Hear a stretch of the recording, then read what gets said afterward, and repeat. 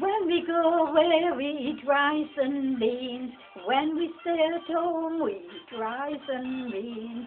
In the jungle we eat rice and beans. On the beach we eat rice and beans. Rice and beans, rice and beans, rice and beans is full of protein. We can make a casserole and munch it with meat. We can make a savory dish and serve it with fish. We can add something sweet, it makes a tasty treat. But nothing can beat plain rice and beans.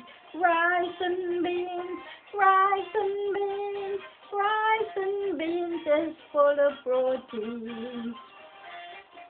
You can eat it hot, you can eat it cold. It's delicious for the young and nutritious for the old. You can jump it at fast, it's easy to digest. Cater for teens, give rice and beans, rice and beans, rice and beans, rice and beans is full of protein. If you haven't got beans, use a substitute. Lentils and peas to complement. In famine or feast, it's good nourishment. Give peas a chance, eat rice and beans.